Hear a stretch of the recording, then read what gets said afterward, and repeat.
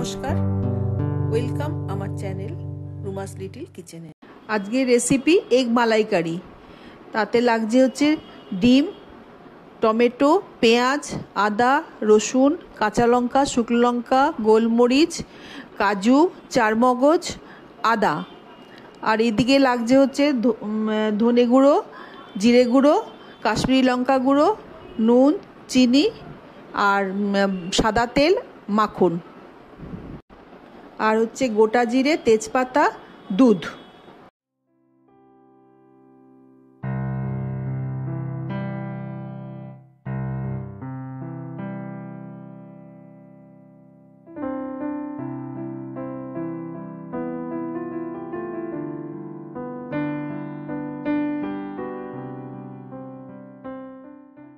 প্রথমে কড়াইতে জল দিয়ে সমস্ত গোটা মশলা, কাঁচা পেঁয়াজ, টমেটো সব সেদ্ধ করে নিলাম।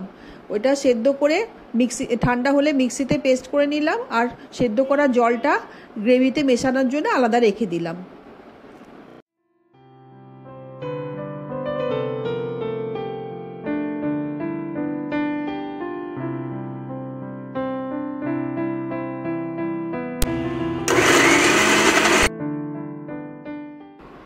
এবার সেদ্ধ ডিমগুলোর মধ্যে কাঁটা চামচ দিয়ে অল্প করে ফুটো করে দিলাম, যাতে মশলাগুলো ভালো করে ঢোকে।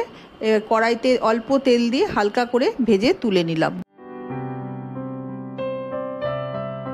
এবার কড়াইতে সাদা তেল আর বাটারটা দিয়ে দিলাম, দিয়ে তার মধ্যে জিরে, তেজপাতা ফোড়ন দিলাম, দিয়ে মশলা পেস্টটা যে করেছিলাম সেটা দিয়ে দিলাম।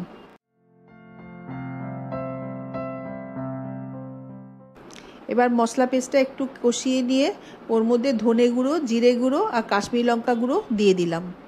এবার আবার মশলা পেস্টটা ভালো করে কষিয়ে নিয়ে নুন, চিনি দিয়ে দিলাম।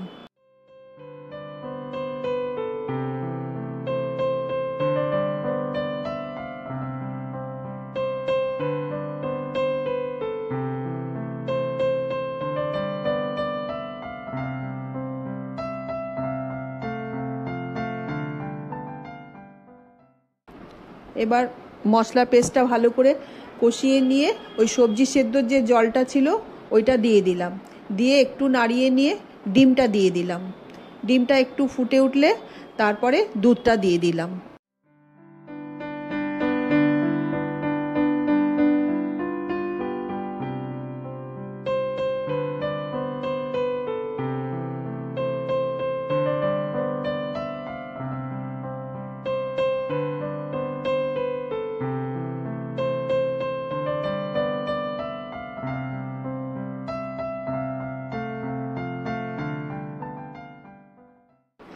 এবার সিম আঁচ করে দিয়েছিলাম গ্যাসটা, তারপরে 5 মিনিট ফোটার পর গরম মশলা গুঁড়ো দিয়ে দিলাম, দিয়ে একটু নাড়িয়ে নিয়ে মিঠা আতর দিয়ে দিলাম।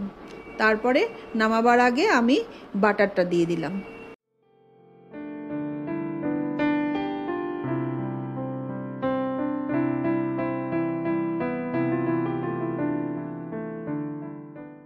রেডি আমার এগ মালাইকারি।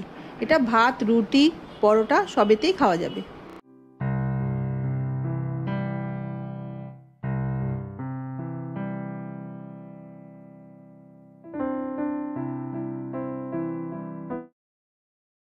আবার আসবো আর একটা নতুন রান্না নিয়ে।